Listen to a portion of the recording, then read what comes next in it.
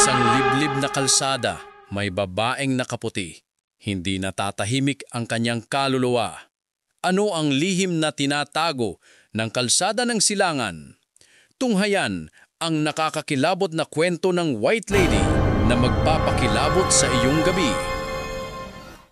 Ang anino sa gilid ng kalsada. Noong dekada 90 sa isang liblib na bayan sa Quezon, may isang matandang kalsadang madalas iwasan ng mga tao tuwing gabi. Kilala ito bilang Kalsada ng Silangan at ayon sa matatanda, dito madalas nagpapakita ang isang white lady, isang babaeng nakaputing bestida na parang usok kung dumaan at may mahabang buhok na tinatakpan ng kanyang mukha. Si Liza, isang dalagang estudyante mula sa Maynila, ay bumisita sa kanyang lola sa probinsya.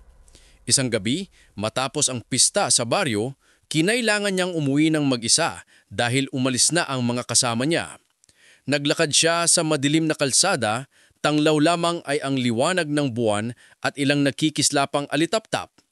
Habang naglalakad, narinig niya ang yapak sa tuyong dahon sa gilid ng kalsada. Unay akala niya'y hangin lamang iyon, pero lumalakas at lumalapit ang tunog. Kinilabutan siya nang marinig ang mahina at malamig na boses. Liza! Liza! Huminto siya. Paano nalaman ng boses ang pangalan niya? Mabilis siyang naglakad, pero sa bawat hakbang ay tila lumalakas pa rin ang presensya sa likuran niya. Hanggang sa biglang tumigil ang hangin at sa kanyang gilid, sa ilalim ng punong kahoy, ay may isang babaeng nakaputing bestida. Mahaba ang buhok nito at halos hindi makita ang mukha. Ang mga daliri nakaturo sa kanya, nanginginig, tila humihingi ng tulong. Bakit mo akong iniwan? Mahinang, ngunit nakakapanglumbong tanong ng babae. Pero lumapit ang white lady, mabagal at tila lumulutang. Kasabay ng paglapit ay bumalik ang isang pangitain sa isipan ni Liza. Noong bata pa siya, may naaksidenteng babae sa kalsadang iyon. Nasa loob siya ng kotse kasama ang kanyang mga magulang. Bumangga sila sa isang babae na tumatawid pero hindi nila tinulungan. Dali-dali silang umalis. Ang esenang iyon ay tinakpan ng kanyang isip sa paglipas ng panahon. Ngayon, sa harap niya, naroon ang kaluluwa ng babaeng iyon. Liza, tulungan mo ako. Hindi pa ako natatahimik.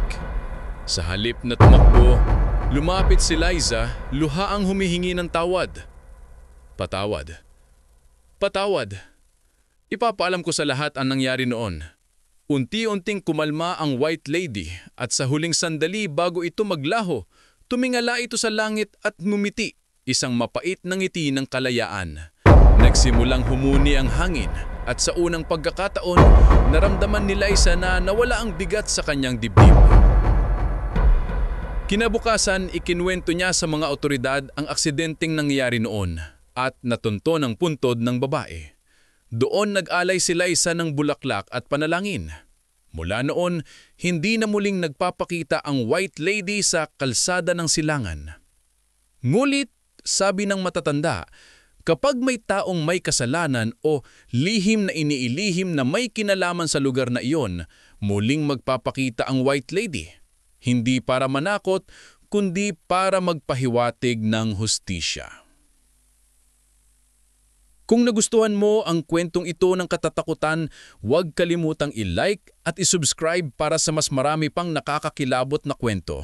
I-share mo rin ito sa mga kaibigan mong mahilig sa horror para sabay-sabay nating tuklasin ang mga misteryo ng gabi. Hanggang sa susunod, manatiling mapagmatsyag dahil hindi natin alam kung sino o ano ang nasa paligid. Ingat!